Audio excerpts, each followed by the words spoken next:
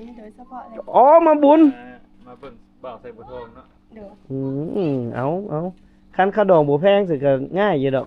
ซุมื้อนี่ข้าวดองก็สิบ่แพงหรอกแต่ว่ามันหาเงินบ่ได้ซื่อเนาะคันสมมุติน้องตุ้ยนุ้ยคันสมมุติว่าผู้บ่าวบ่มาแต่งจักเทื่อนี่สิไปแต่งกับเขาเลยบ่ฮะมักเขาแห้งบ่สิแต่งเอาว่าแพงก็แต่งเลยเขาแห้งแต่งเลยเนาะโอนไวเนาะบ่มัก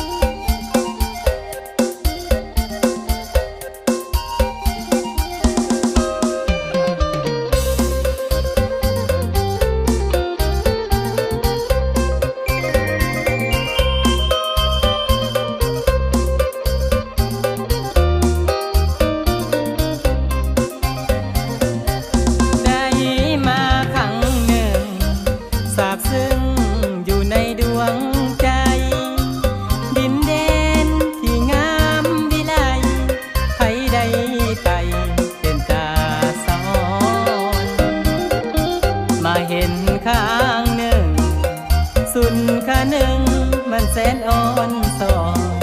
สาวนาฮีใจอายสะท้อน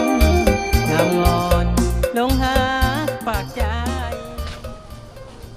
อายขอได้บ่นวลล้อหากได้บ่นางถ้าหากสาวได้ยังว่างสวยมาหาน้องตุ้ยนุ้ยสาวทุ่งกว้าง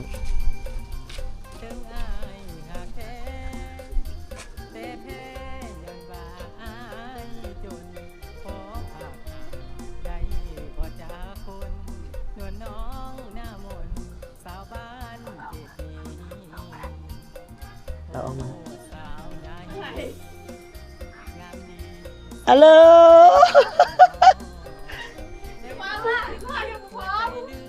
ปัดจักสิพร้อมตัวนุ้ยอยู่เนาะแต่ว่าตัวนุ้ยบ่พร้อมมันบ่ตัวนุ้ย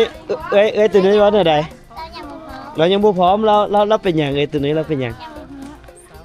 เราฆ่าผู้บ่าวบ่เดี๋ยวจังหน่อยพบกับนางเอกเด้อพี่น้องเด้อเดี๋ยวตอนนี้เพิ่นยังบ่พร้อมเดี๋ยวเพิ่นพร้อมเพิ่นแต่งหน้าทาคิ้วทาปากก่อนเด้อแล้วจังมาเจอกันหน้าตาสิงามเท่าใดเดี๋ยวเราติดตามเบิ่งเดี๋ยวเลาะบ้านก่อนพี่น้องให้น้องๆเพิ่นได้เตรียมโตวก่อนเนาะกับอีกครั้งหนึ่งกับบะมุกบรรณาสบายดีเคยมาบ่บะมุกบ้านนี่บ่เคยมาเทื่อมาหาก็มาเทื่อชีวิตเห็นอยู่ในคลิปเราได้เหมาะรถทีบเนาะนั่งรถจักรนั่งรถจักรน้องจริงแล้วงามกว่าในคลิปนี่เนี่ยน้องตุ้ยนุ้ยตอนนั้นเพิ่นยังน้อยคือว่าตอนนั้นหุ่นเพิ่นยังอ้วนกว่านี้ก่อนอ้วนตอนนี้หุ่นดีสูงจ้อยเพิ่นว่าผู้บ่าวมักเพิ่นอยู่บ้านใดวะน้ำใหญ่เนาะอันนี้มาขออนุญาตนำ FC ได้เพิ่นเว้าเองเลยตอนนั้นแต่ว่าพอแต่คำตัดออกเนาะคือตัดออกนะคำนั้นตัดออกเลยเดี๋ยวเฮาสิย่างลงไปเบิ่งวัดบ้านเพิ่นจักหน่อยนึงน้องๆมันก็บังเอิญได้มื้อนี้นะบังเอิญเพิ่นมาแต่เฮ็ดเวียกเฮ็ดงานเนาะเขาเจ้าไปเฮ็ดเวียกเฮ็ดงานเบิดเนาะเขาเจ้าก็มาครบแต่ยังบ่ได้มาแต่น้องใหม่พี่น้องเบิ่งบ้านเฮือนเพิ่นนี่บ้านทุ่งกวางคักอยู่ได้บ้านทุ่งกวางนี่ก็ได้เป็นหมู่บ้านหนึ่งที่กว้างใหญ่แล้วก็เฮือนซานเขาเจ้าก็จะใหญ่กว่าหมู่บ้านอื่นๆสมควรอยู่ส่วนใหญ่ก็เป็นเฮือนไม้แน่นหนาถาวรเบิดเฮือนบ่แต่ก่อนน่าจะเฮือนเนาะแต่เพิ่นน่าจะเศร้าแล้วแหละตอนนี้นะหาก็เฮ็ดโครงไว้คือบ่ได้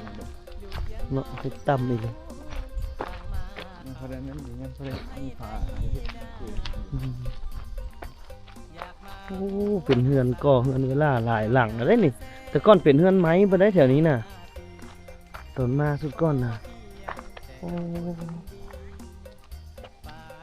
ถือว่าบ้านเพิ่นพัฒนาขึ้นหลายเติบเลยน้องๆก็เจ้าก็เฮ็ดอยู่โรงงานอันนี้แหละโรงงานไกลๆแม่นจังหวะ จังแม่นโรงงานหยังวัดเพิ่น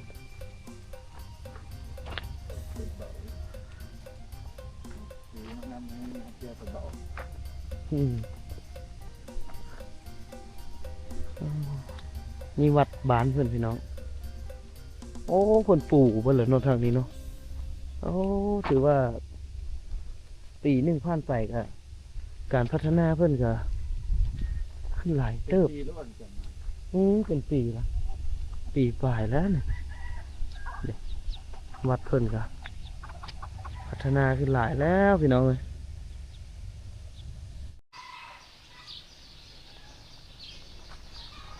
บ้านทุ่งกวาง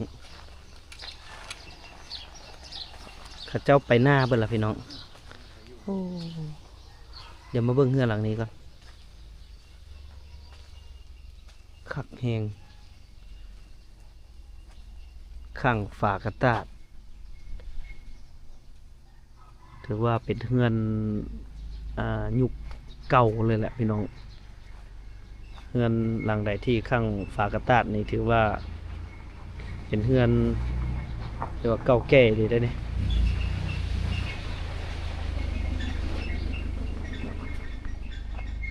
ปกตินี่แต่ก่อนเพิ่นจะมุงแป้นเนาะน่าจะไม่แป้นน่าจะโดกไปเบิ่งละนี่เห็นบ่ทางเฮือนครัวเพิ่นเดี๋ยวพอจะคำพามาเบิ่งทางเฮือนครัวเพิ่นตัวที่ดังเดิมของเพิ่นแท้ๆนี่เดี๋ยวต้องมุงไม่แป้นแบบสินี่หลังเดิมหลังคาเดิมจะมุงไม่แป้นแบบสิแล้วก็ข้างฝากระตาดเป็นเฮือน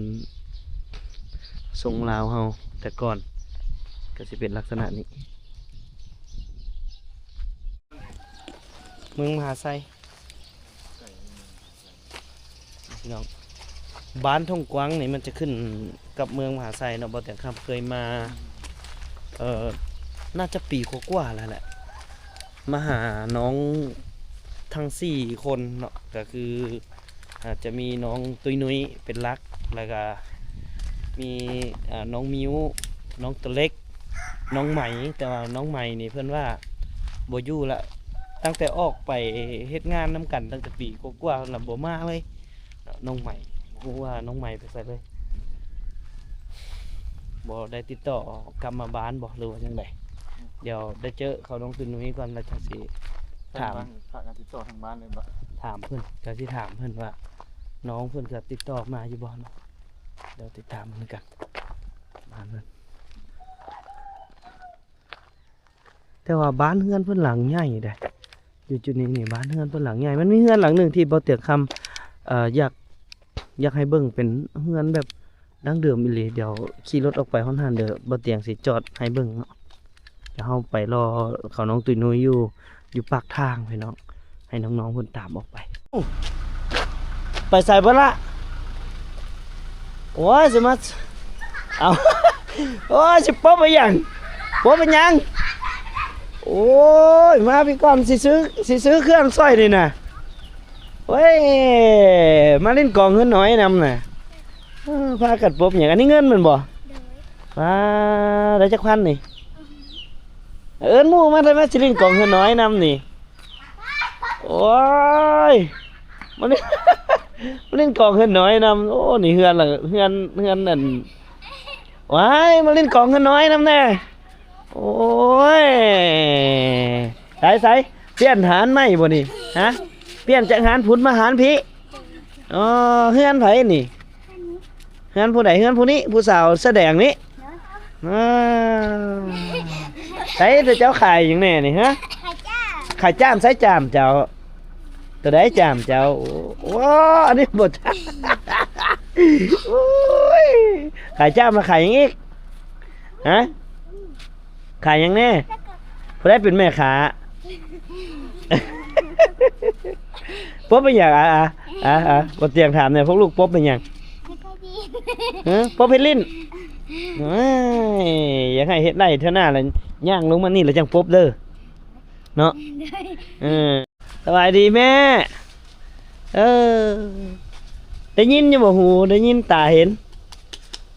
nộ là sợ ấy อ๋อ bố nhìn này อ๋อ ngon bị sẵn kì ta cả bỏ thu cả nộ kêu cả chếp lại pi lại khẩu ẩu này nắn อืม ủa lại pi là cái chếp hết sẵn mày đi mày hèn đi qua bờ là ơi sợ là ơi หูก็บ่ได้ยิน อันนี้ก็เพราะ อืม เป็นมะฮุมะเร็งมาชำนี่เจ็บแหละปูนขึ้น นี่ก็บ่ได้ยิน อืม จักกินบ่ชังบ่จักเลยค่อยเมื่อยกินแล้ว หูบ่ได้ยิน โอ้ บ่ได้ยินบ่โอ้ บ่ยิน ตาเด้ ตาก็บ่แม่นนักบ่เห็นแท้ เห็นอยู่หน่อยนึง บ่ชื่อคน โอ้โห ให้พูดแล้วบ่ชื่อเลยทำเว้ย อืม ฉันมาจ่อๆนี่แหละเบ้าดมเดียวก็ยิน อืม ไปไกลเลยบ่ยินตะกี้ปัดเขาใช้แว่นตา แว่นตาอายุเขาเอาขาวๆนะเถาะอันนี้เห็นอยู่บ่แม่นเนาะบ่เห็นล่ะเอ้ยหักบ่จักไผเออโอ้แล้ว อันเด้อ จะทุนะ อืม ดีๆไม่แห้งหามเลย โอ้ย ช่วยไปมาให้ร่ำให้รวย เพิ่นก็แบบเบิ่งน้ำปากเฮาเว้าซื่อๆได้พี่น้องเพิ่นสิบ่ค่อยได้ยินเนาะอันนี้ก็สิเป็นเฮือนเพิ่นหลังนี้หลังนั้นนี่ก็สิเป็น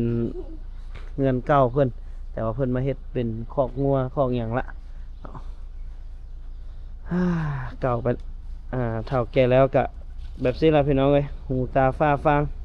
ทุกสิ่งทุกอย่างก็มีการเสื่อมไปนำกันจนเบิดเนาะเอาโอเคเด้อบ่เตียงไปก่อนเด้อบ๊ายบายลูกบ๊ายบาย เดี๋ยวเราออกไปทางนอกก่อนจักหน่อยหนึงไปบ่ไปกินขนมบ่เบ้าสิเลี้ยงอยู่หั่นไปบ่อยู่หันขนมนี่นะทางนอกนี่ปะไปย่างออกไปเลยลูกย่างออกไปหาเลยเดี๋ยวเบ้าสิเลี้ยงไปคนหูความแล้วสิเลี้ยงเด้อจับเอาเลยแล้วใครเพิ่นคิดเงินอันนี้คือเลี้ยงขนมผู้สาวน้อยของแท้ เลี้ยงขนมสาวน้อยแท้ๆเลยนี่ไปจับแล้วไปให้แม่ค้าเพิ่นคิดไล่เด้อคิดเงินเด้อ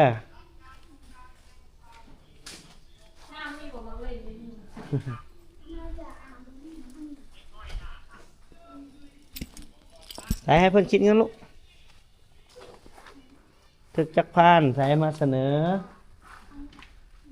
ก่อนใส่มาดูมาเบิ่งดูมาเบ้าเบิ่งได้ใส่นี่บ่ไปใส่ไปถึกจักพานเอาเว้าเลยก็ได้อีพุ่นก็ได้เดี๋ยวจี้เอาน้องๆเอา8,000เนาะโอเคมักบอกขนมมันนี้ฮะเอาโอเคเอาเมื่อลูกเดี๋ยวเบ้าสิจ่ายเองเลยเมื่อลิ้นกล่องขน้อยคือเก้าเด้อ ขอบใจเพิ่นแล้วมั้ย ไปผู้สาวมาบัดนี้นี่ฟ้าป่านนี้เพิ่นจ้างออกกองใดเลยต้องแต่งซ้ำนี้พุ่นบอกบ่ได้แจ้งได้หน้าสดได้นี่หน้าสด อันนี้หน้าสดน่ะตัวตี้ หน้าสดได้ no filter no คอน โอ้ no filter โอ้ทักทายน้องตุนุ้ยอีกครั้งหนึ่งสบายดีในรอบ สบายดี 2 ปีมื้อนี้เพิ่นงามแฮงแล้วมึง คอยจะหาแต่ชื่อเรา เรานี่เราเว้าว่าเคยถ่ายเจ้า อยู่ท่าแค่ อ๋อจื้อ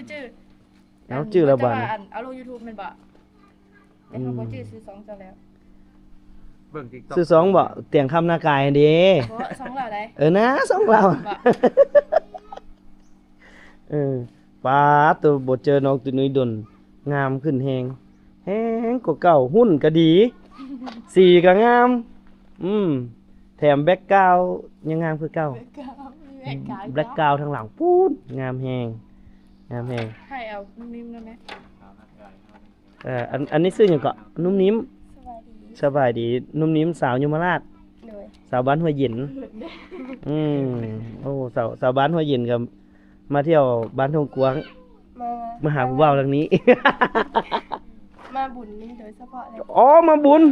มาเบิ่งบ่าวใส่บ่ทองเนาะ โดย เอาคันค่าดองบ่แพงสิก็ง่ายอยู่ดอกซุมื้อนี่ค่าดองก็สิบ่แพงดอกแต่ว่ามันหาเงินบ่ได้ซื่อเนาะคันสมมุติน้องตุ้ยนุ้ยคันสมมุติว่าผู้บ่าวบ่มาแต่งจักเทื่อนี่สิไปแต่งกับเขาเลยบ่ฮะมักเขาแห้งบ่สิ แต่งเอามักแห้งก็แต่งเอาเลย มักแห้งแต่งเลยเนาะวุ่นวายเนาะบ่มาขอจักเทื่อ คนใดมักแห้งก็แต่งเอาเลย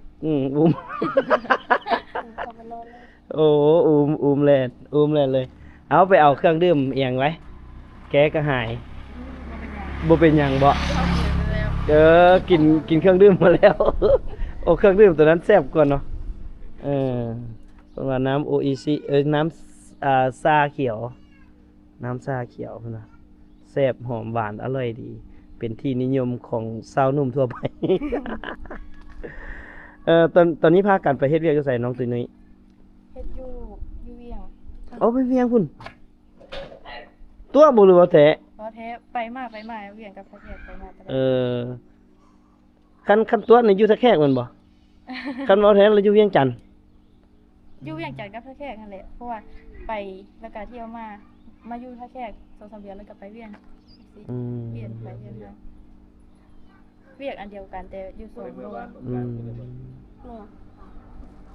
รู้สึกมั่นใจตัวเองขึ้นบ่ปีนี้ รู้สึกมั่นใจตัวเองขึ้น ตอ เนาะ นนี้บัดอัน2-3 ปีไปเบิ่งก็คือเก่ามั่นใจคือเก่า บ่มั่นใจคือเก่าบัดอีก10-20ปีต่อหน้าแห่งเต็กแล้ว ก็สิได้เบิ่งคลิปตัวเองเนาะเบิ่งคลิปตัวเองตอนงาม สุดดีเนาะมาเจอกันเลยมื้อนี้เฮามาแต่เฮ็ดเวียงมื้อนี้จักประมาณนึง ๆเฮาเพราะว่าเฮาจุดนัดพบอันเดียวกัน นั่นก็คือ วงดนตรีแก้วโศกใส่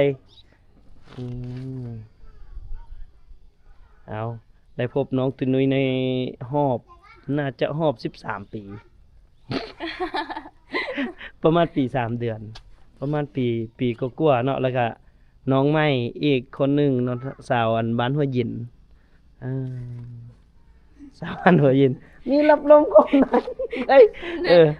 หัวน่าจะแดง บ่เป็นหยังเนาะเดี๋ยวจักหน่อยเฮาอยู่หั่นยังนั่งได้อยู่บ่แม่นมันพังเบิดแล้วบ่มันเพเบิดแล้วบ่เดี๋ยวเฮาสิไปเบิ่งจุดที่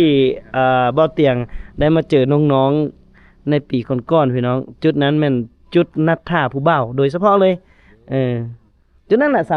ลาพักใจ นางแนมผู้ว่า เออ เห็นน้องเพิ่นก็เห็นอยู่หั่นบ่ แม่นนี่เพิ่นขี่รถไก่ปื๊ดออกไปมันเป็นตาแพงแต่ว่า ครับบ่ ผู้สาวนี่ว่าแล้วมาในเด้อว่าแต่เขาเจ้าบ่ขี้คุยนะน้องตุ้ยนุ้ยนี่บ่ได้ฮู้จักกันซ้ำเนาะตอนนั้นเนาะบ่ได้ฮู้จักกันซ้ำแต่ว่าบอกเพิ่นว่ามาหานัดกันที่นี่แล้วก็น้องเพิ่นก็มาสุดยอดเดี๋ยวเฮาไปนั่งอยู่หั่นเดี๋ยวเฮาสิเอาน้ำไปจักตุกหนึงกินน้ำเปล่ากันได้ติน้ำลาหรือว่าต้องกินน้ำหัวเสือ กินน้ำอย่างกันได้บัดนี้ ผ้าเสือเนาะ ไปน้องตุ้ยนุ้ยรถจอดไว้นี่บ่หรือว่าขี่ไปเลยกระเป๋าเงินป้าหั่นก็ได้ โดนได้มาหาน้องๆเพิ่นเทื่อหนึงก็เพิ่นก็มีโอกาสบังเอิญเนาะมื้อนี้เนาะบังเอิญที่ว่าน้องๆเพิ่นก็มาบ้านพอดีบ่เตียงข้ามก็รู้สึกว่าอยากมาบ้านนี้พี่น้องบ้านทงกวางเป็นชนเผ่าหยังก่อน้องตุ้ยนุ้ยผู้ไทยบ่ผู้ไทยกระเทินไทยกระเทินไทยครึ่งนึง ผู้ไทยครึ่งหนึงมาตั้งแต่ทางแดงพี่น้องจนทางดำนี่เอาจุดนี้เป็นจุดนัดพบระหว่างผู้บ่าวผู้สาวอยู่จุดนี้แหละน้องเคยฮู้บ่แต่ก่อนเล่าอดีตให้หมู่ฟังเลย แล้วเห็นคลิปเจ้าเอาลงเลย แม่นวะเห็นคลิปเจ้าเอาลงแล้วก็เขาก็แท็กเขาเบิ่งเอ้าแม่นคนเดียวกันบ่ผมยาวเด้ตะกี้ผมยาวแล้วเดี๋ยวนี้เราผมสั้นพอ เอาลงทางนี้ยันรถไปเชิญน้องๆ อันนี้คือศาลาที่น้องๆเพิ่นมาใช้อินเทอร์เน็ตเนาะในเมื่อก่อน แต่ว่าตอนนี้ก็สิไข่แน่ละโอ้เบิ่งน้องยอดสุดยอดเลยพี่น้อง เป็นของโคตรร้านเลย อืม หวานเวลา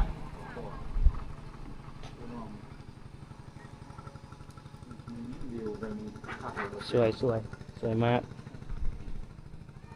ตัวนี้แต่ก่อนจุดนี้นี่เป็นจุดที่พวกน้องมาให้หยัง มาลินเน็ตดินไฟแบบเน็ตมันแห้งอยู่ดีตอนตะกี้ในบ้านมีสัญญาณดีแต่ออกมาลินอยู่นี่แต่เดี๋ยวนี้น่ะได้ปกติแล้ว บ่แม่นเป็นจุดนัดพบผู้บ่าวอ่ะป้าดตุกป่าทางหลังบ่เป็นจุดแซดผู้บ่าวแมันบ่ สเปคเนี่ยคือเก่าอยู่บ่ บ่มีสเปคแล้ว บ่มีสเปคแล้ว แต่ก่อนมักคนเอาใจว่าสุดท้ายเขาบ่เอาจักเทื่อเนาะอย่าว่า บ่ได้เอ อย่าว่าแต่ใจมันวะเบิดทั้งกระโตเขาก็บ่เอาว่าซั่นป้าดตัวงามปานนี้ก็ยังบ่มีผู้เอาบ่พี่น้องเอ้ยสาวหัวเย็นเด้ บ่มีสเปค แสดงว่ามื้อนี้โสดเฉพาะมื้อนี้ เฉพาะมื้อนี้ สดทุกมื้อนะ เออเอา โอ้เรามาเล่นเห็นเลย มื้อแรงเห็นแล้วมื้อแรงก็สิเห็น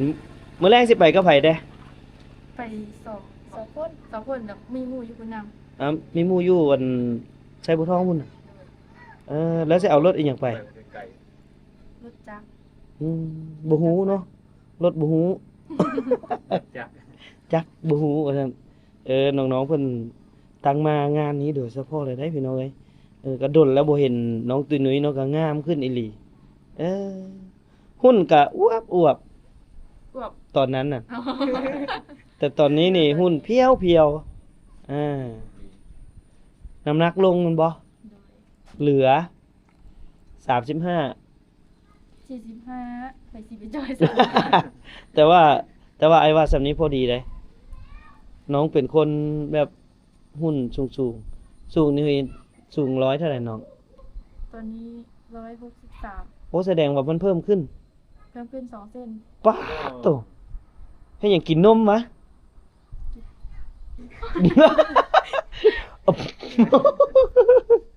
โอ้ไอ้ก็สิบ่ได้เอามากินลองเบิ่งเนาะไอ้บ่แฮงใหญ่ออกน่ะมันบ่สูงขึ้นมันเป็นหยังว่าจังบ่สูงขึ้นเอามื้อนี้ก็ได้โอกาสดี ที่ว่าได้มาลิ้นกับน้องตุ้ยนุ้ยก็ขอบใจเด้อที่ออกมารีวิวบ้านเนาะน้องมาบ้านนี่จักเทื่อละ หาก็มาเทื่อนี้เทื่อแรก เทื่อแรกโดนกล้องซ้ำแม่นบ่ มาน้ำคนหมานนี่ มาน้องคนหมาน ตามหาบ่าวท่านใส่บุทอง ไปถ้าแค่ก็โดนกล้องเขาอีกแมันบ่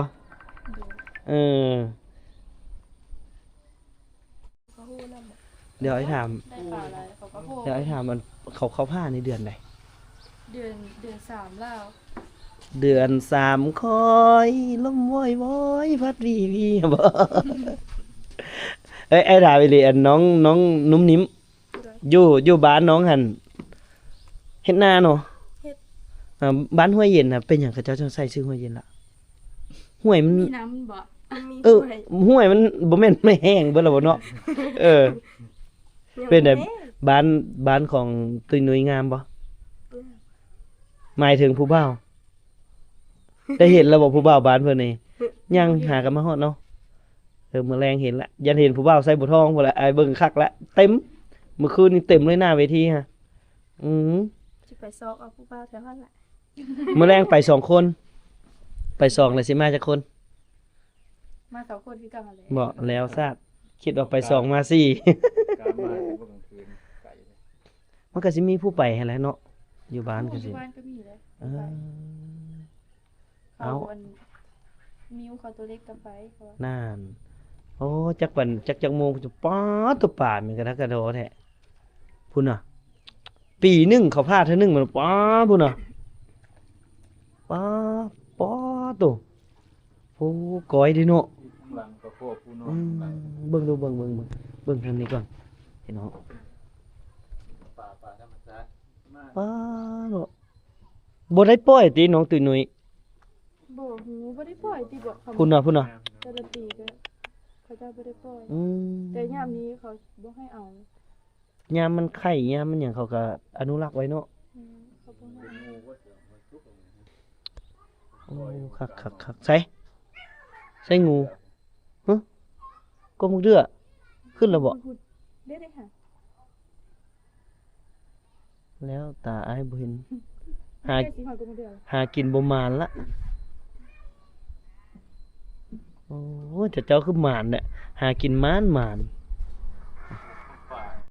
ขั้นทิ่มขนมยังหลายฉะนั้นบ่เดี๋ยวทิ่มนุ่มนิ่มลง เอานุ่มนิ่มลงเบิ่งดู ตาบ่กินดอก อืม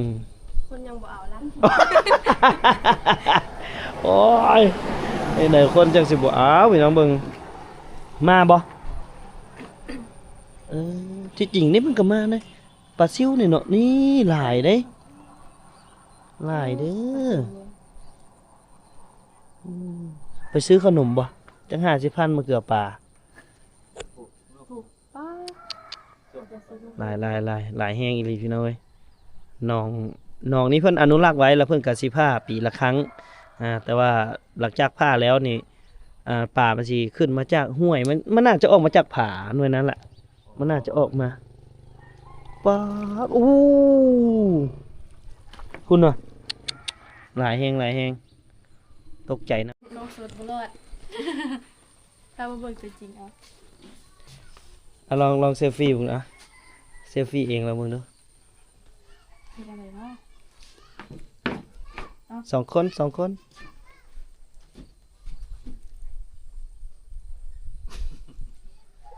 อย่าหัวน้องไหม ไปหัวจ้าจ้อเพิ่นก่อน เขาค่อยก็อยากเบิ่งว่าเขาเจ้าถ่ายจังไดเนาะป๊อดตัวทางหลังใบธรรมดา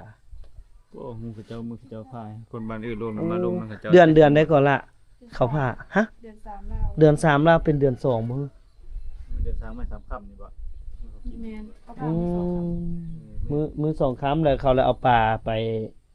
กินมือ3ค่ำ ไปกินมื้อ3ค่ำโอ้เป็นฮีทผู้ไทยเอาฮีทเนี่ยเขาเอิ้น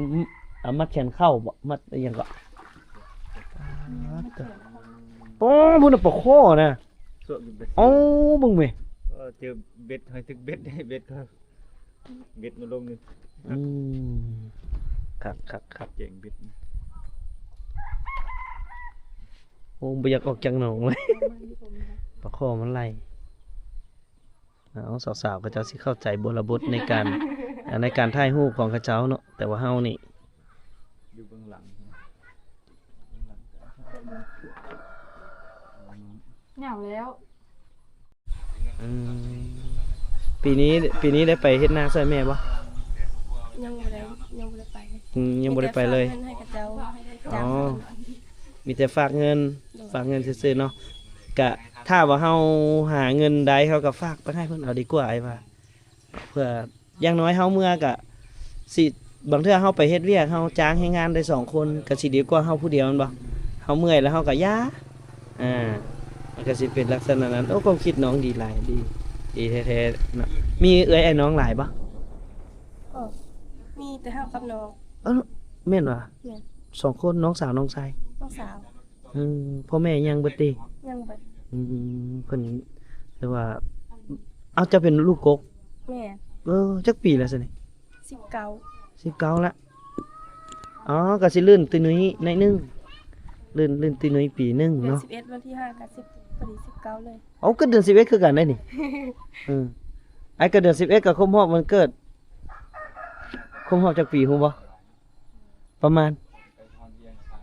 ประมาณ30ปลาย ปลายหลายบ่ ไป ลุ้นปั๊บหมกสิบ